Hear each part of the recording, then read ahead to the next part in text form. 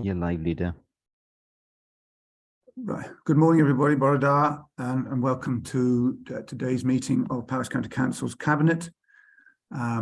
We have a reasonably lengthy agenda, so we're making a start, and I must apologise for the slight delay caused by technical problems. Just to explain, we are entirely online today for a variety of reasons. So that there is nobody, we're not operating a hybrid meeting, we're operating an entirely online cabinet meeting today. We'll start the agenda by asking, are there any apologies for today's meeting, please? I've not received any, leader. Could you repeat that? Sorry, Steve. Yes, leader, I've not received any apologies. Okay, thank you very much for that. We move then to the minutes of the previous meeting, which start on page 3 of our agenda. I need somebody to propose and second those minutes, please. Could somebody indicate? So proposed by Councillor Jake Berryman. Do I have a seconder, please? I'll second, James. Thank you very much. Seconded by David Selby, Councillor David Selby. Can I have a show of hands, please, that I may authorise those minutes as a correct record of what took place?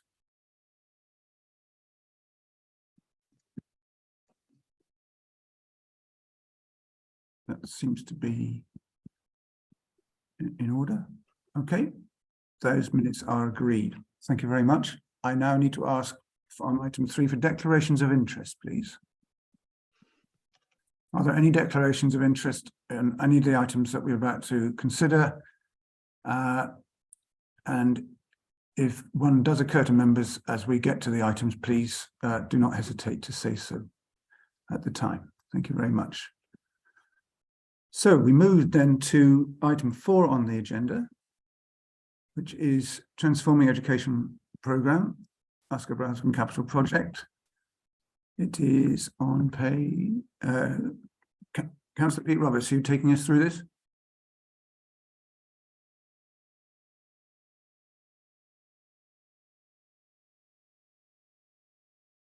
Is Pete here?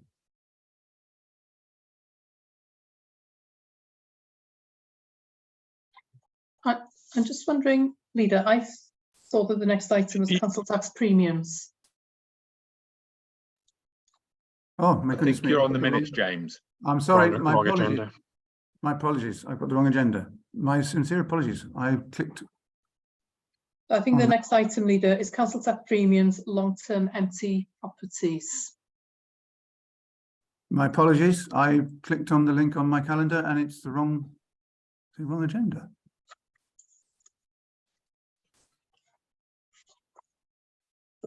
Could I suggest that Councillor David Thomas introduces the paper, then supported by Jane?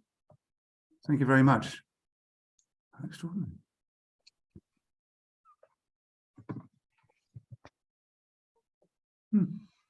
Well, would you Yes. like me to present the paper? Please, yes, David, please take the item. I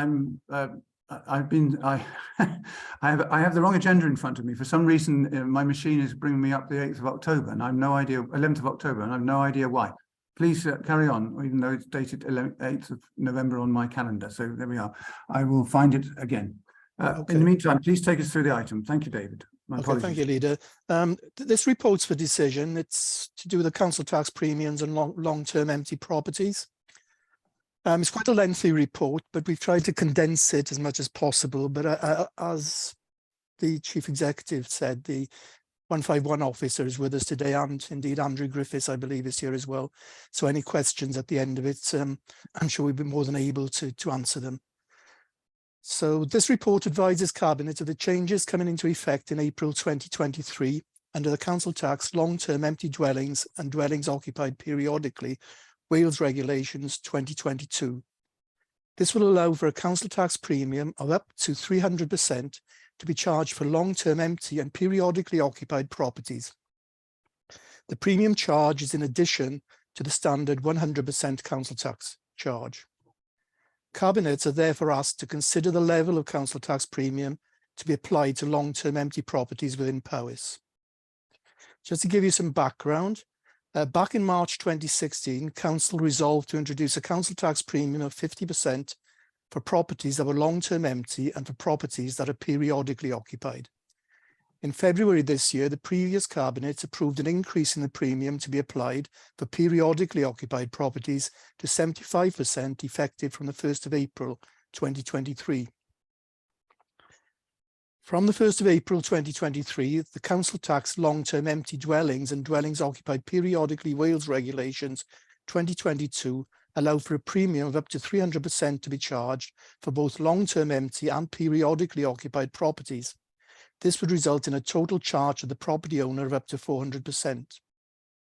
Welsh governments have implemented these policy changes to encourage owners to bring long-term empty properties back into use and to support local authorities in increasing the supply of affordable housing and enhance the sustainability of local communities. And that's a key paragraph actually to what this is all about, Cabinet. The table provided in section 2 of the report show the number of long-term empty properties as of April for each financial year, the length of time and the properties have been empty for, and the council bands into which these properties fall. Consultation has been undertaken to get the views of key stakeholders on the impact of long-term empty properties within the community. Appendix A provides the full results of the consultation, which are summarised in section 2.8 of the report. In the current year, there have been 4,715 households waiting for a home. The Housing Service have stated that it would be highly unlikely for numbers of empty properties to reduce if the premium remains at its current level. But an increase in premium would act as a significant financial deterrent to leaving dwellings empty long term. Officers in regeneration state that empty and underused properties are considered to have a negative impact on the vitality and sustainability of local communities and the economy. Measures that would help bring empty buildings back into use and generate investment in local communities are encouraged. Exemptions from council tax are already available under certain circumstances. For example, where a property is requiring or undergoing major structural repairs. And in some circumstances, a premium must not be charged on a long-term empty property, and these are set out in the report. In considering the level of council tax premium to be charged, Cabinet must have regard as to whether the decision will A, increase the council's ability to provide safe, secure and affordable homes, B, increase the supply of affordable housing generally, C, enhance the sustainability of local communities, and D, will it help sustain or improve the economy of Powys? A billing authority is required to give reasonable notice to taxpayers of any decision to vary the premium charge and must determine the level set before the beginning of the financial year to which it applied. Taking all of this into account, it's proposed to Cabinet today that the Council continues to use the premium as a tool to encourage long-term empty properties back into use as a home, and that the council tax premium applied to long-term empty properties is increased to 100% with effect from the 1st of April 2023. We will monitor the impact that the proposed premium increase has on both numbers and the length of time properties remain empty for.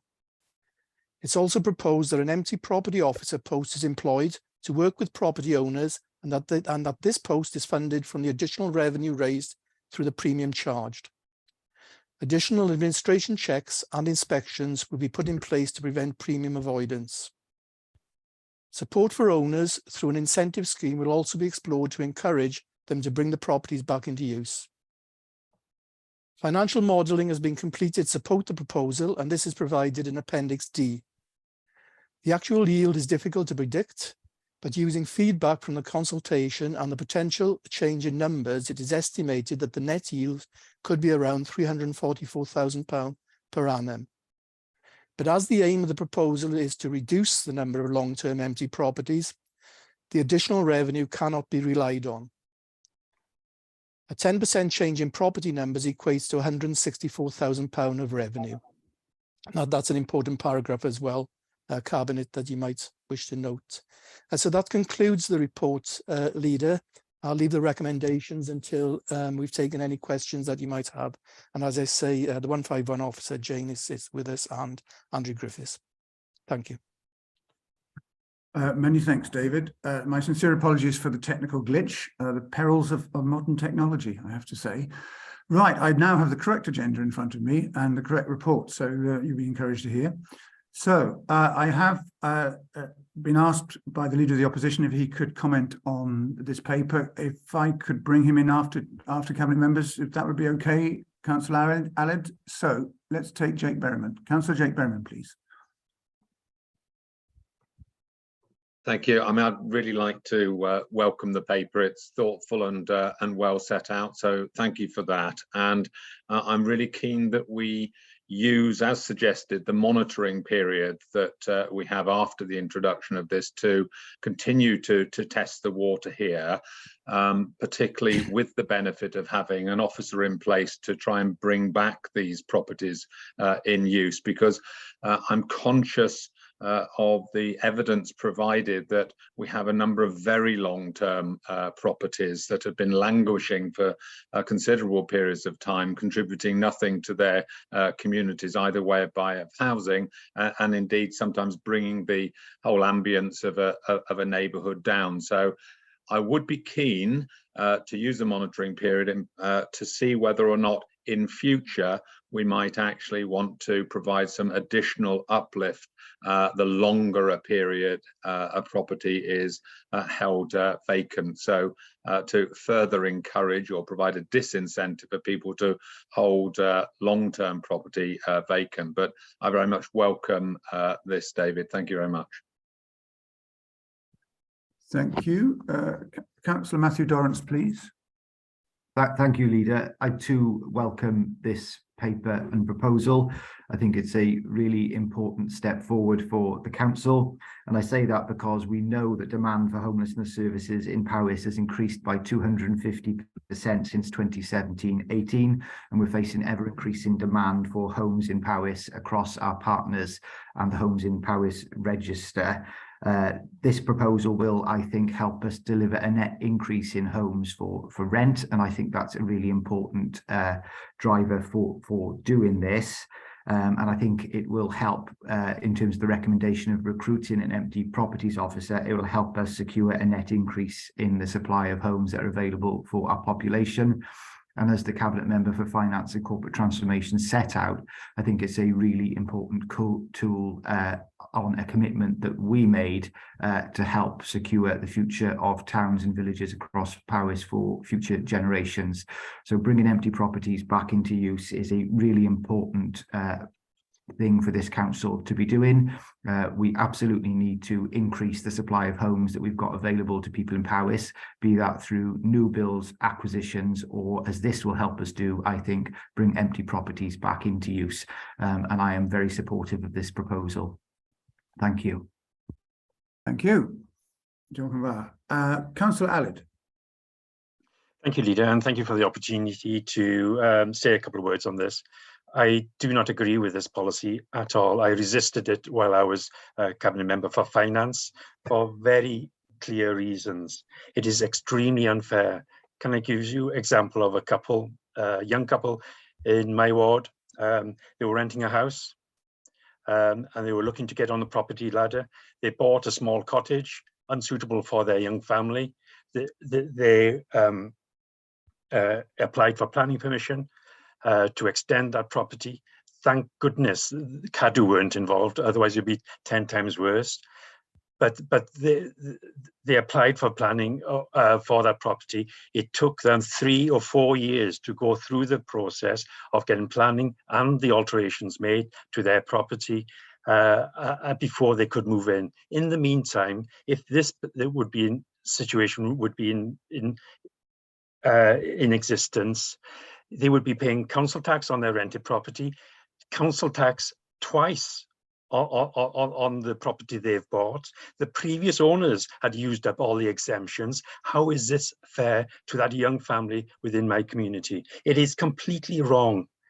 What is your, I've got to understand, if there were you talk about exploring the opportunities of putting incentive packages. Well, that should have been in place before you bring this in. I don't you know, once you're past the 5 years, you can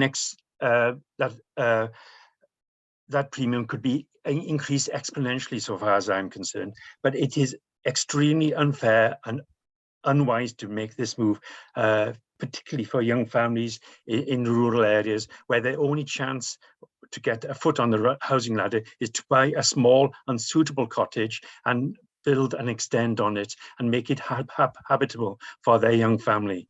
I would strongly urge the Cabinet allow scrutiny or somebody to have a look at this policy first. And there are numerous situations people will try and get around this. I would like to understand what your target is for empty homes after 1 year, after 2 years, after 3 years. It's been roughly around 1,000 for a number of years. So I would urge the Cabinet to reconsider this this approach to dealing with empty homes. Thank you. Thank you very much. Some good and interesting points there. I think we're really touching on the issue of exemptions to this. Could we have some clarity about who would be exempt from these charges? In what circumstances would properties be exempted, please? Could we have some clarity on that?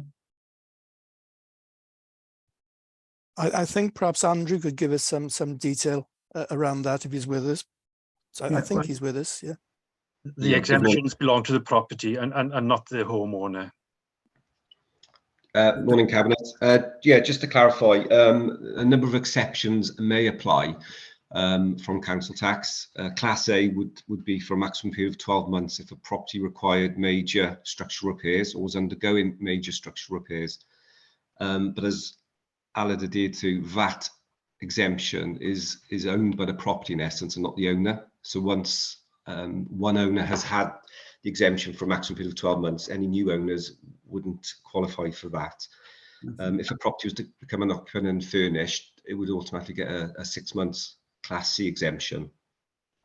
But the report also outlines a number of exceptions where the premium cannot be charged. I think it'll be found in section 2.17. And primarily that is where the property is marketed for sale, or if the property was being actively available for let, there would be a 12-month exception to the premium. And those are the only, does the council, are there any discretionary exemptions, for example, in circumstances where property is in the process of being renovated or snarled up in the planning system, as the example that Councillor Aled just pointed out? Is that covered in any way by the policy? There is discretionary discount to council tax. So the authority would have the power to reduce or remit the council tax liability. So that would extend to the standard charge, but it would also extend to the premium charge.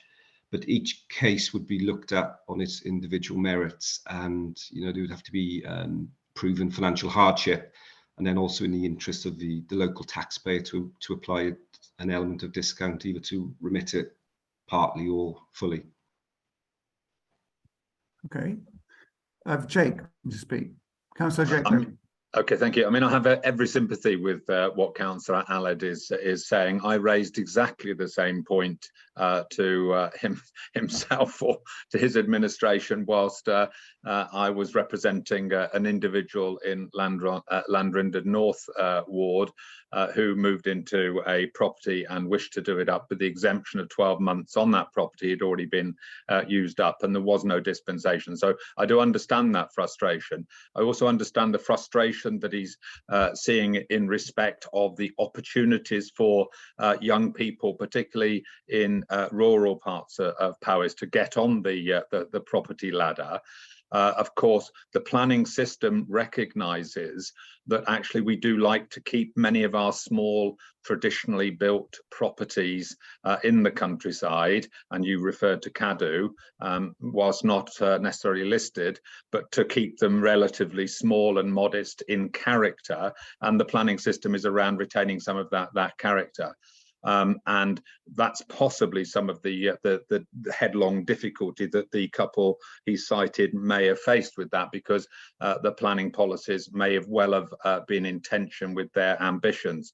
But what I would suggest is that the best way for us to tackle that is to provide new affordable homes across Powys in our rural areas, and therefore to use the development plan review process that we have in front of us to try and provide greater opportunities for local people to get themselves on the housing ladder through new affordable housing opportunities. And I'd look for every support from Councillor Aled in taking those policies forward. Thank you. Aled, I really want to come back, and I'm not supposed to let you, but I'm going to let you. But I have Councillor Richard Church first, if I may.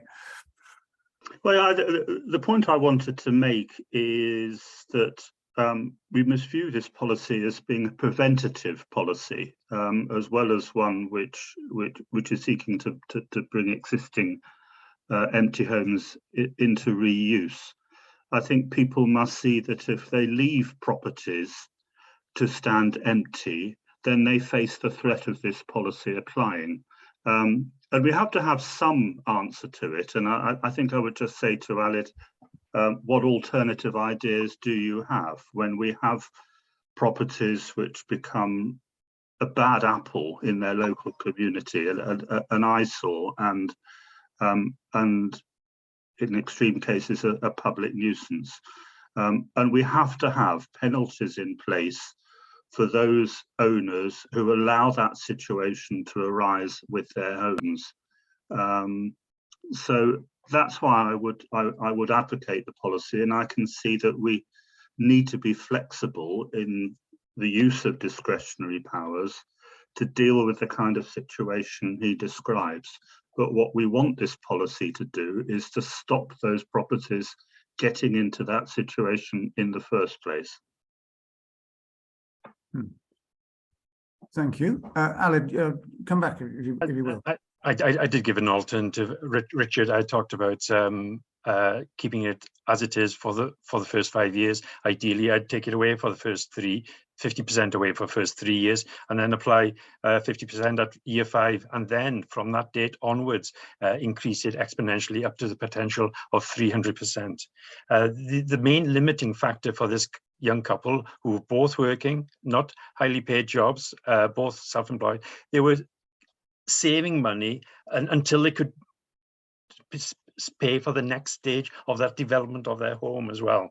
And you know, if you've got all the money in the world, fine, you can bang on and get it done. But when you're a young couple making their way in the world and trying to get on the housing ladder, this is iniquitous, this policy you have in front of you. If you look at the long-term empties, it's been fairly stable around 1,000. That 50% premium made no difference at all, I don't think.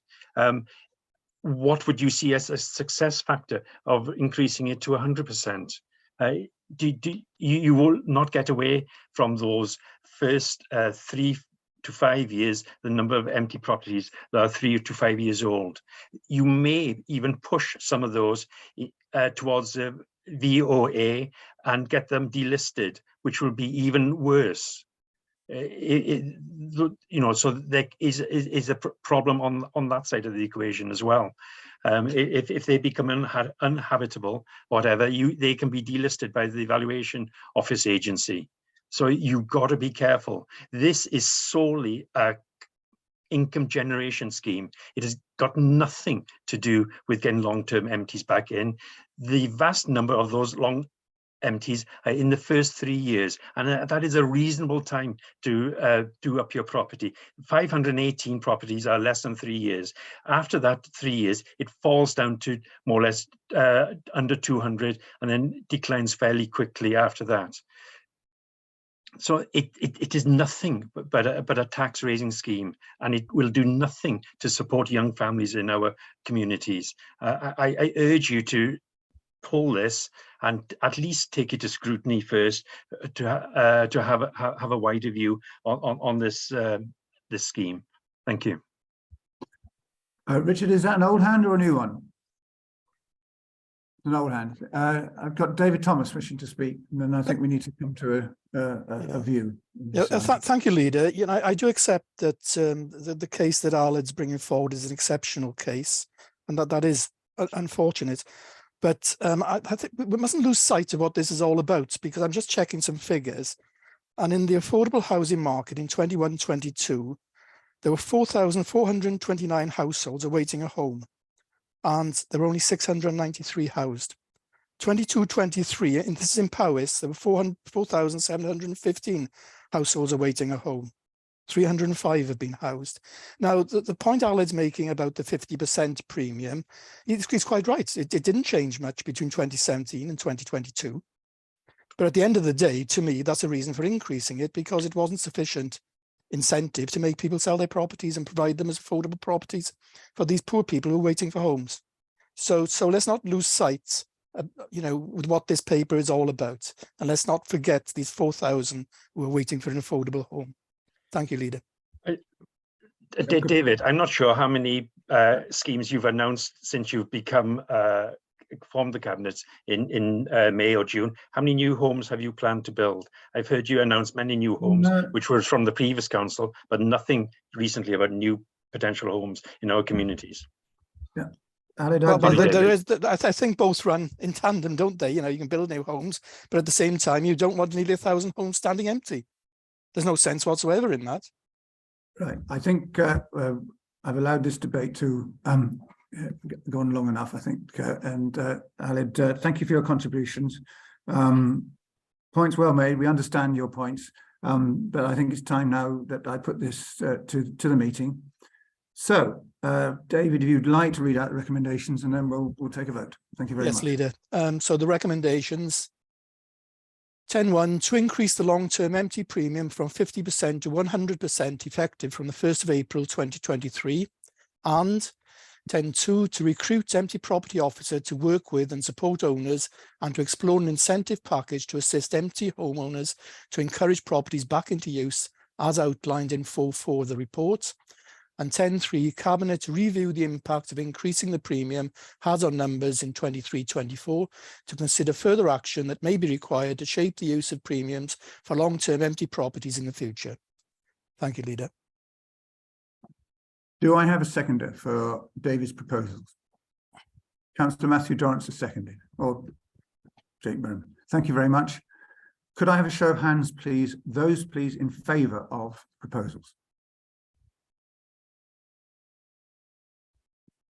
I think we have a clear majority. Thank you very much indeed. No, so good. That decision is made. And just to address the points Aled has made somewhat. This is going to be monitored, so be under constant review. I suggest, if I may, that a monitoring report is prepared in 12 months' time, and that or 12 months after the implementation of the proposal, and that indeed does go to scrutiny committee. I think that would be most useful.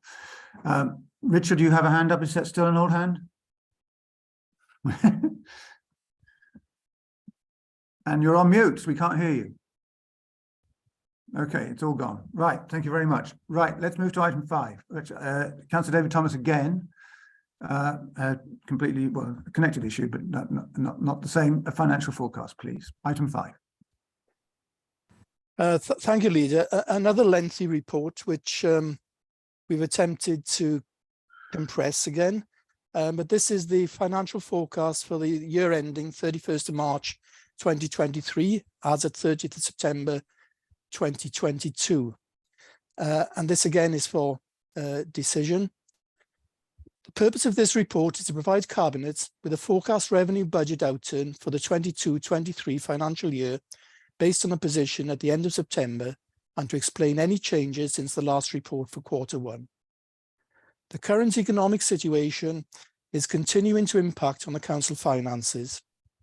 Cabinet considered a report on the 27th of September 2022, which set out the financial challenges facing us, both in the current financial year and on our budgets for future years.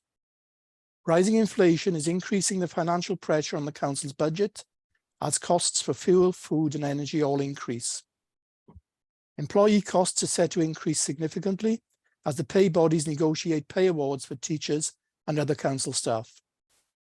Rising costs are also impacting on our capital schemes as materials and contractor costs increase and the cost of borrowing becomes more expensive. The cost of living challenge is also impacting on our local businesses and residents, and this creates additional pressure on the council as demand for our services increases and as we deliver support for our residents through the various cost of living grant schemes. The budget set by the council back in March is not now sufficient to meet our costs, and the council is taking action to reduce expenditure and withdraw on our reserves. At Q1, we were reporting that £3.827 million was projected to be drawn from the specific reserves to deal with the additional pressures already identified, and in addition, a further shortfall of £1 million was also being forecasted. The position at Q2 now projects an increased deficit at £7.064 million for this year. £5.316 million will be funded through the drawdown of specific reserves, leaving a further £1.748 million deficit to be funded from general reserves. The revised projection includes an estimate of the NJC and teachers' pay awards at an additional cost of £8 million to be found this financial year. The approved budget in March set aside funds to meet assumed additional pay costs, but these do not fully meet the estimated costs, leaving a £3.7 million gap this year. We've already responded to this increasing challenge. Steps have been taken to pull back on expenditure across the council, which will reduce service expenditure by £2 million over the remainder of the financial year. Some capital schemes will be delayed, reducing the need to borrow, and revised assumptions on council tax collection also improve the position. The reversal of the national insurance increase at a national level also reduces the council's employers' national insurance contribution. The appendices attached to this report provide more detail for each of the council's services. With regard to cost reductions, the delivery of cost reductions this year projected to reach £7.848 million. 72% of the total, leaving £3 million unachieved and at risk of delivery this year. Services are reviewing these and are required to consider mitigating action to ensure that they can deliver within the budget allocated. On reserves, the reserves position is shown in Table 3. We expect to use around £14 million of our reserves to support the budget this year. Some of this was planned, but some is additional as we draw from specific and school reserves to manage the increased costs we face. Grants, Section 5.1 of the report details grants received by the council during this quarter. Environments, Section 5.2 sets out a number of environments to be considered by Cabinet today. As detailed in the report, many request the environment of budget within the service, including the creation of core team in children's services, the transfer of budget to meet additional home to school transport costs, and the realignment of staffing budget with the school service. In addition, environment is requested to fund £253,038 for children's services to support additional placement capacity in the county and avoid the use of unregulated arrangements. This will allow for a property to be utilised to develop an in-house bespoke placement for a service user with complex needs, creating a sustainable option for stability in the short term, whilst a longer term plan is developed to formally register a home to accommodate 2 young people. This is proposed to be funded from the General Reserve for this year only.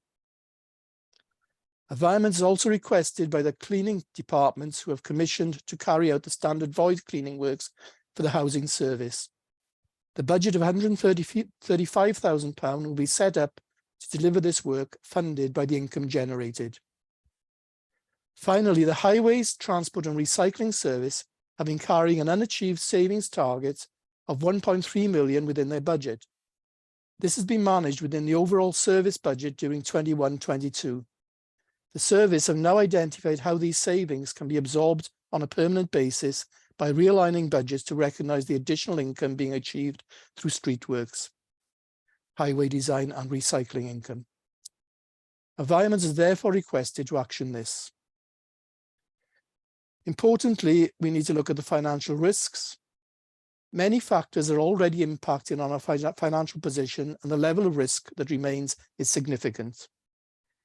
Pay negotiations continue and risk remains as to the value of the actual amounts agreed.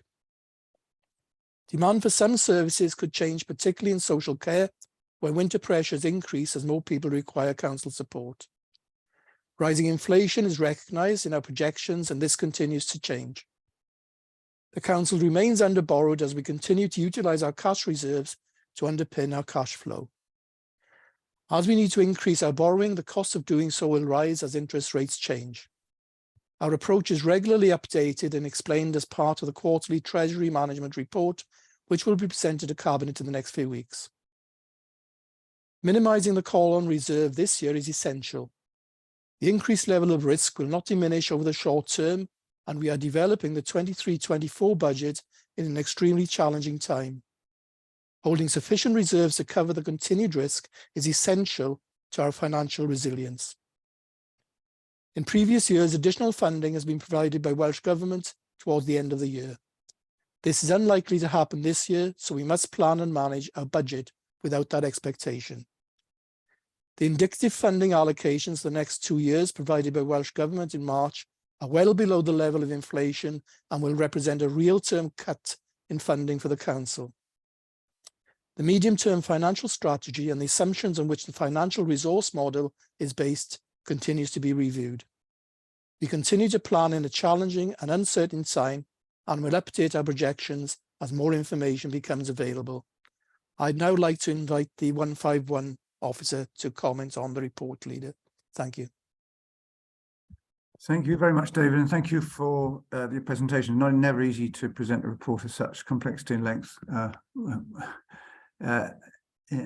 you've done a good job of that. Thank you very much. Jane, 151 officer, Chief Finance Officer, please.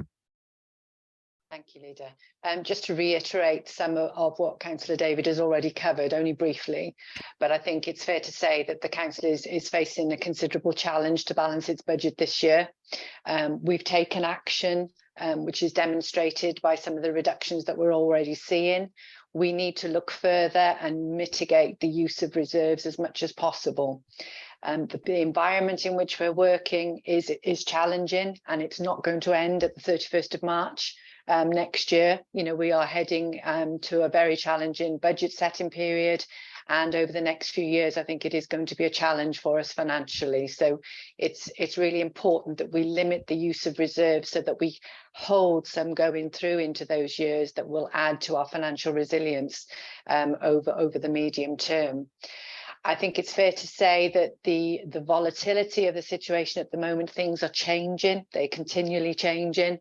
We'll update our assumptions, but things may change from what you're seeing here today. So being on top of this and being regularly reporting on it is absolutely key for Cabinet and the Council as we move through the remainder of the year. We are updating and have done some considerable work with Cabinet in terms of developing next year's budget plan, and I know you're keen to be sharing that more widely as we move through the next couple of months.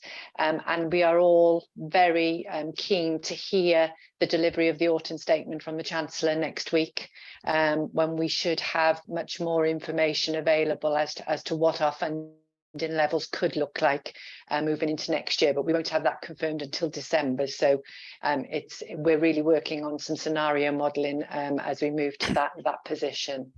So just to reiterate really that we're going to have some difficult decisions ahead as we consider the implications on our budget this year and moving into the next couple of years to make sure that we can offer an appropriate level of service for the residents of Powys. Thank you, Leader. Thank you, Jane. So very clear. Thank you. Clive Pinney, our monitoring officer, has his hand up. Clive, did you wish to speak? Yes, please, Leader. Yep. I'm not sure if my camera is working or not, so yes, please forgive me. Fine. I had difficulties this morning, as you're well aware. I'm just seeking clarification with regard to the actual amount of the environment in 527. This is is it 1.3 million for highways, or is it £295,500? Because depending upon what the actual environment figure is, we might need to take that environment to full council. So I just want to see clarification of that, Leader. Thank you very much and well spotted. Could somebody answer that? It is totally the higher value of 1.3 million, but they're each individual environments impacting on different account codes at a lower level. So we will have to review that. Yes, I agree, Clive, to make sure that we do have the appropriate sign off of that at council if required. We have a council meeting now in December, so we will go through that and make absolutely sure whether we need to take it to council or not at that point. So thank you, Jane. So in essence, Leader, we'll add an extra recommendation to 12, indicating that the environment in 527 will be put to council. So we just add that as an extra recommendation, please. I'm happy with that. Councillor David Thomas, are you happy with that? Yes, Leader. Yeah. Yeah, that's fine. Thank you very much, and thanks for the advice. I had prior indication that Councillor Alan Davis wished to speak on this issue. Is that still the case, Alan? Just very quickly, thank you, Leader. I'm glad the portfolio holder recognises the importance of reserves and that he's done a 180-degree turn on that since last spring. But there was an indication that some services would be cut back during this financial year, and also and capital programs. Possibly that applies to the next paper a little bit more. But can the portfolio holder spell out exactly what services are going to be cut back and what capital programs are going to be shelved or delayed? Thank you. Oh, and just one final point. Thanks to Clive for picking up that stuff on the environments. I had a question on that, but I was going to take it up at finance panel at some point in the future, where we need to look at it in far more detail. Thank you, Leader. Okay. David, did you wish to respond? Yes, on the question of this, my 180-degree turn with regard to the use of reserves, I haven't changed my position with regard to the actual setting of the previous council budget, because at that time we weren't faced with 10% inflation and interest rates soaring as a result of 12 years of a Conservative government. But that we put that to one side for the time being, because I was hoping that we could have entered next year's budget setting without having to enter into a political debate. But that doesn't seem to be the wish of the Leader of the Opposition, but we can wait for that at a future date. But with regard to the actual detail around where services are going to be cut and the actual capital programs that are going to be cut, that's work in progress. So I haven't got that detail at the moment, but as soon as that is available, I'll be more than happy to share it.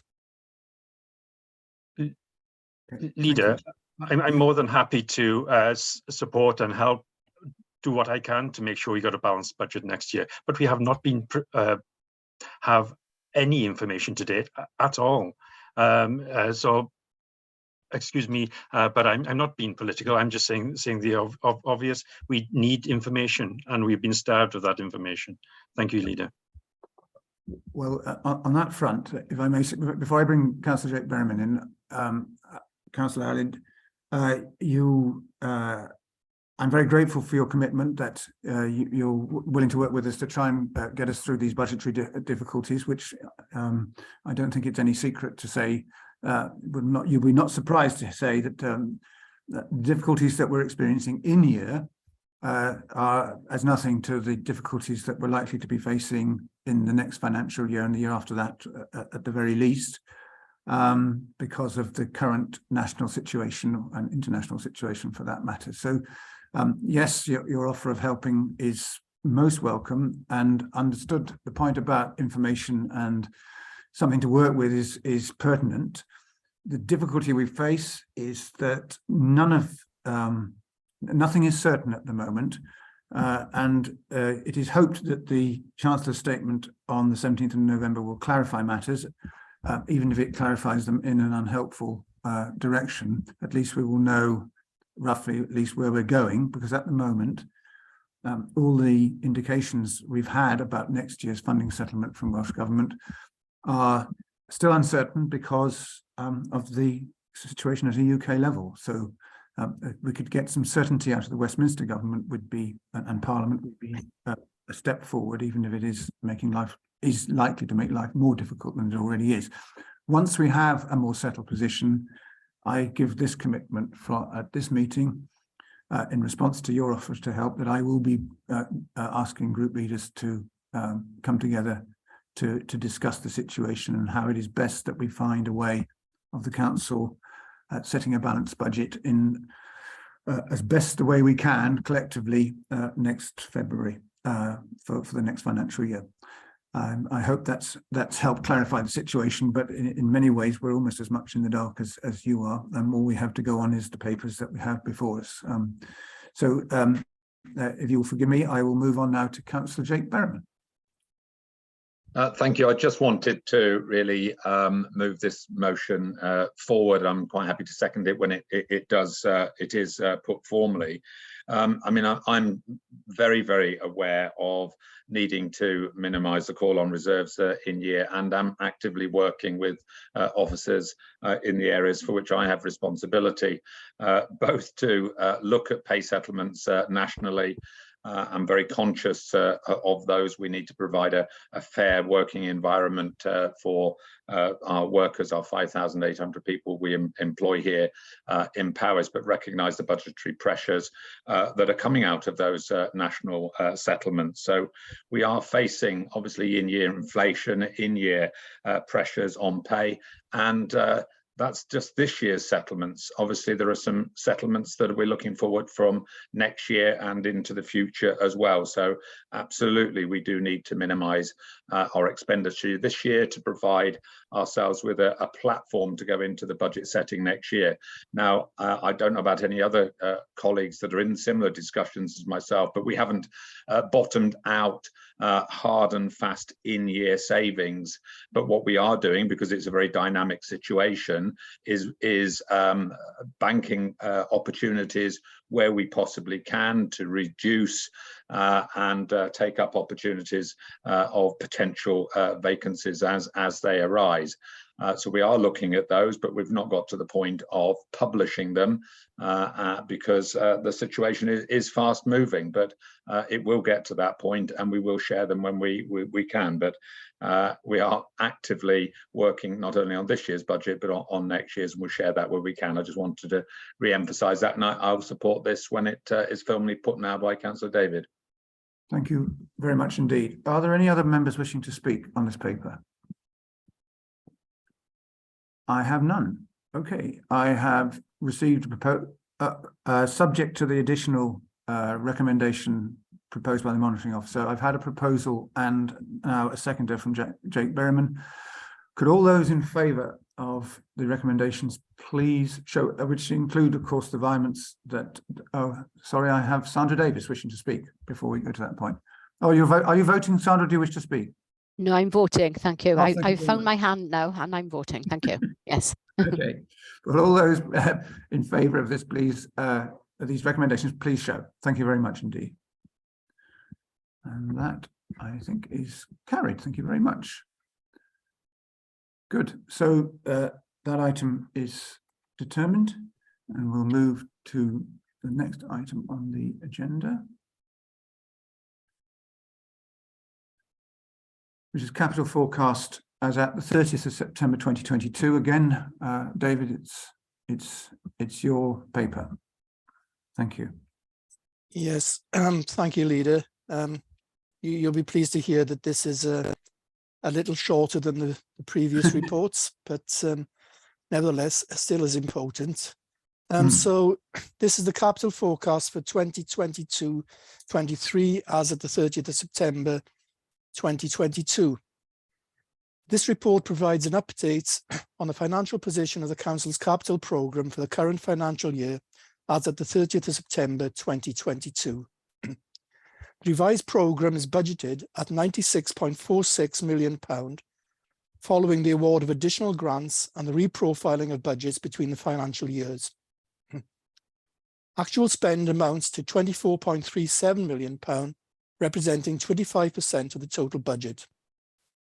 42% or £40.66 million of the capital programme will be supported through borrowing. The interest cost for this is charged to the revenue accounts. Continued increasing inflation is having a significant impact on the cost of schemes as material and construction costs rise. Interest rates are also rising, increasing the cost of borrowing. Service managers are monitoring their schemes and are mitigating increases as far as possible. Some schemes may be reduced or paused until there is greater certainty about cost and funding. Any additional funding required is likely to increase borrowing. This will increase costs on the revenue budget. The funding for any additional borrowing will need to be identified and approved with regard given to affordability against a positive cost-benefit analysis. The previous report showed that the financial position on the revenue budget is forecasting a £7 million deficit. In order to reduce expenditure, some pipeline capital schemes that haven't progressed to approval stage have been delayed. This will reduce the immediate need to borrow, delivering an underspend on borrowing costs this year of its hoped £0.5 million. Environment is proposed for approval by Cabinet today to redirect the existing cybersecurity capital allocation of £100,000 to instead fund the IT equipment refresh programme. The work to enhance cybersecurity is not considered as a capital expenditure, and this environment will enable the release of the revenue budget originally intended to support the refresh programme to support the enhancements of cybersecurity arrangements across the council. With regard to capital receipts, £810,000 of capital receipts have been received so far this year, and further sales have been agreed to the value of £870,000. It's expected that sales totaling £2 million will be achieved for this financial year. Thank you, Chair. I don't know if the 151 officer would like to comment further. No. So that's the report, capital report. Leader. Thank you, David.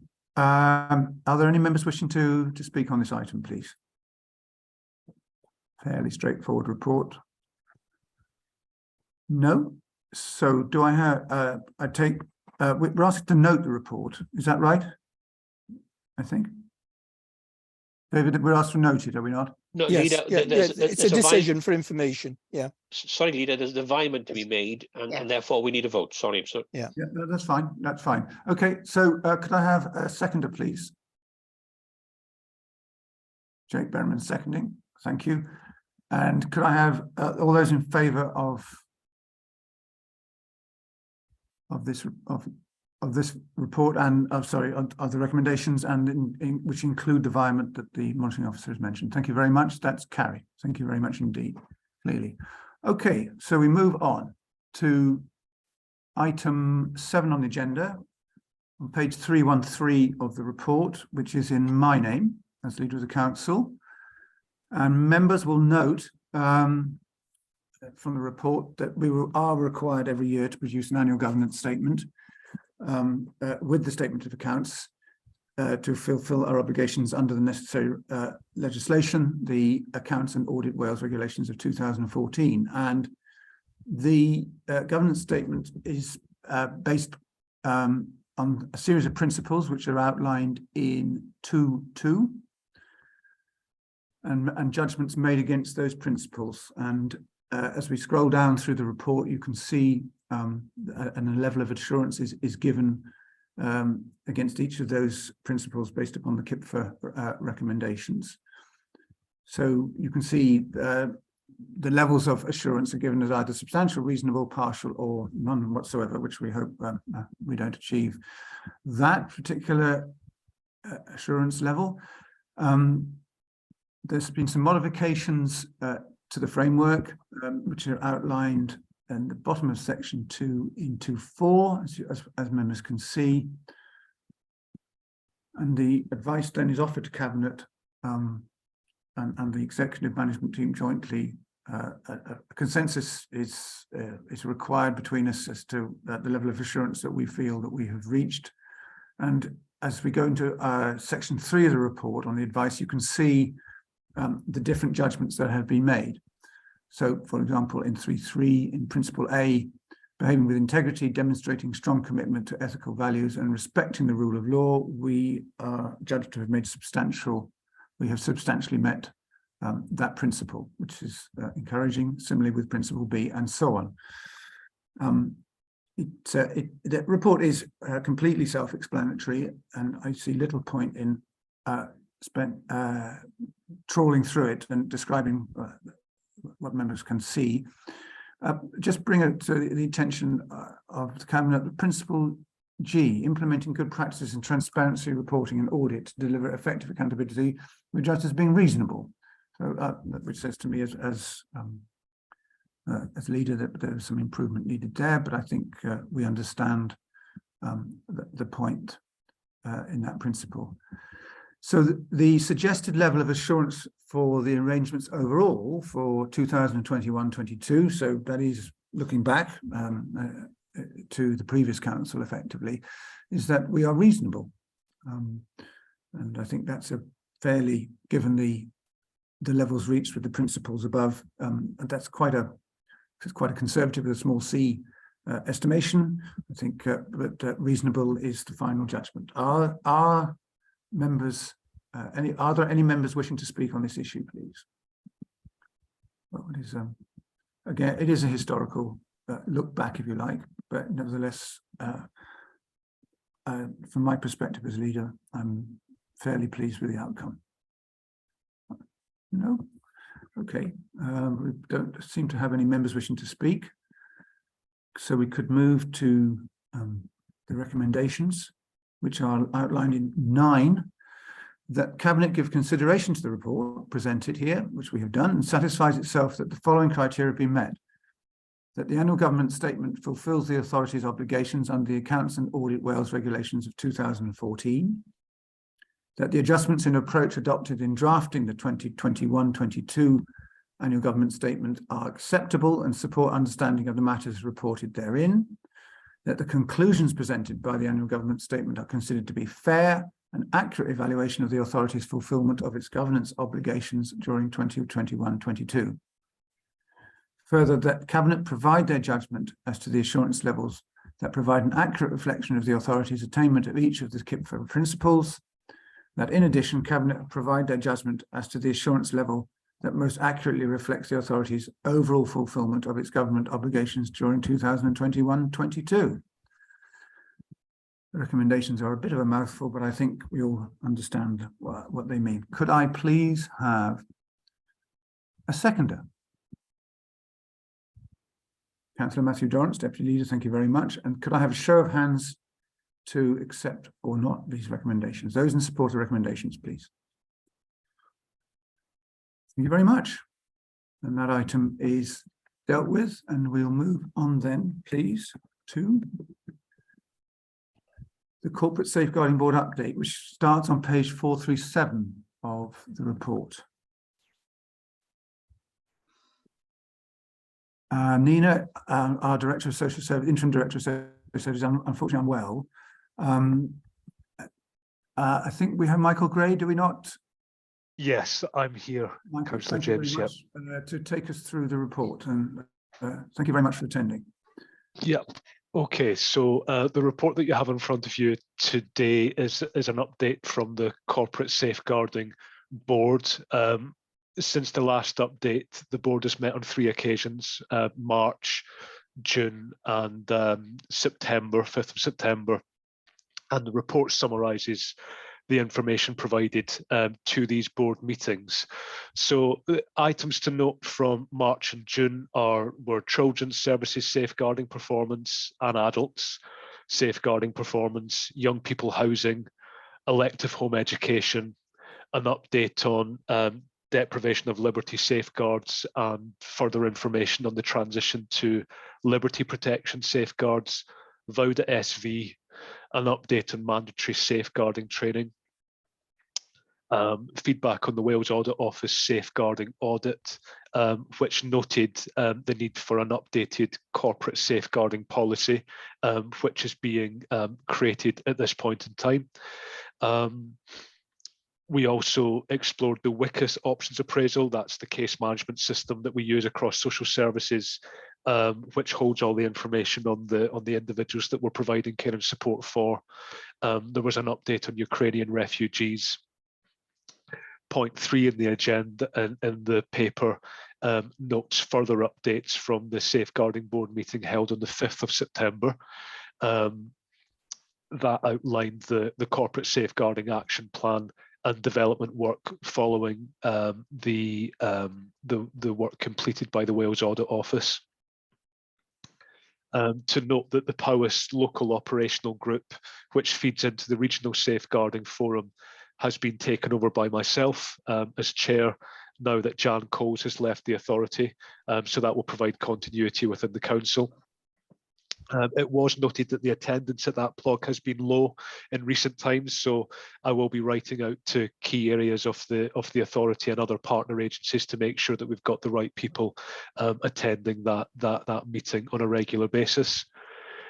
We also discussed adults and children's safeguarding performance, again, including housing, further updates on the deprivation of liberty safeguards, and also noted that National Safeguarding Week is in mid-November. The broad theme this time round is mental health, and we also noted positive work completed by the Ukrainian settlement team and corporate colleagues. That was later accepted by the National Referral Agency as a modern day slavery matter. So that was a good example of partnership working that we wanted to note in the last board meeting. The recommendation is that you receive that briefing as an update from the chair of the corporate safeguarding group. Would have been Nina, but I'm standing in for Nina on this occasion. And the reason is to ensure that Cabinet remain fully sighted on the work of the board to date. That's a very high level overview of the paper. Happy to deal with any questions that you may have. If I don't know the answer, I'll make sure I go away and find it out for you. Grand. Thank you very much, Michael. Very clear. The paper's nice and clear too. So, are there any members wishing to speak? Richard Church, thank you very much. Councillor Richard Church, portfolio. Yes, thank you, Leader. Just 1 or 2 points.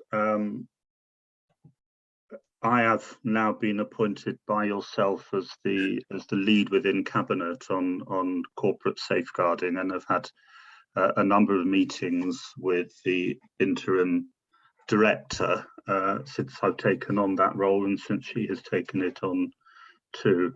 I think one thing that the report in front of us makes clear is that the number of referrals that we're receiving on safeguarding issues is increasing, and inevitably that's going to continue with the pressure of the cost of living crisis and other things upon families.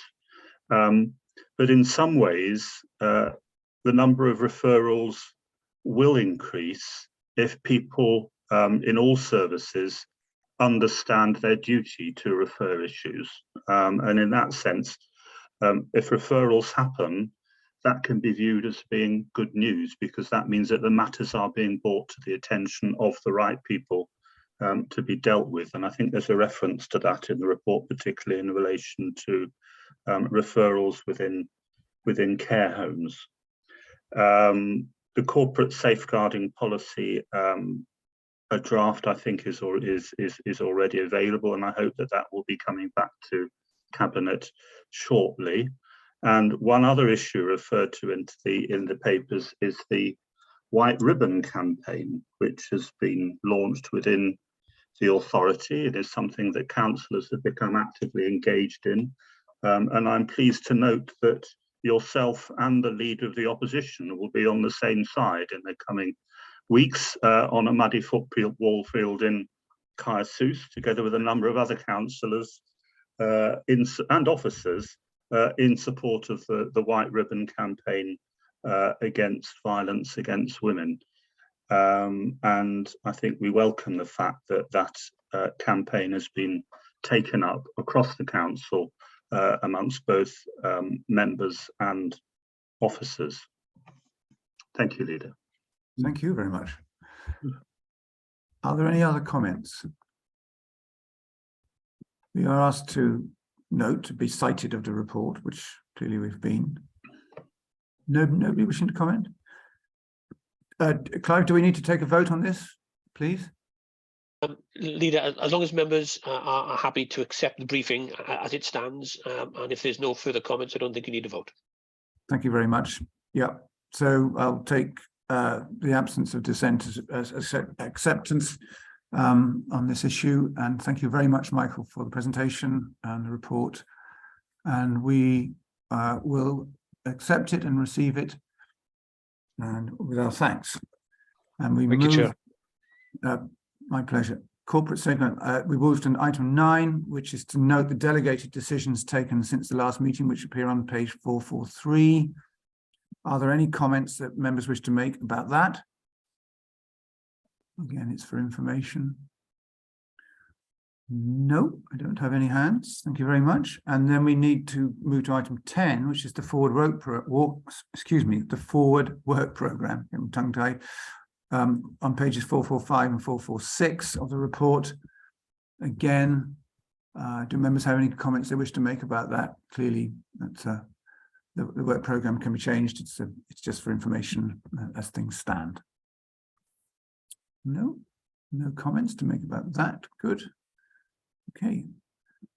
And that is the last item on our agenda. And it just remains for me to thank members and all officers who attended. We've had some good debates, and I'd like to thank the Leader of the Opposition for his presence as well, and for the contribution he made to that debate. So with that, I draw the meeting to a close and thank all those involved. Thank you.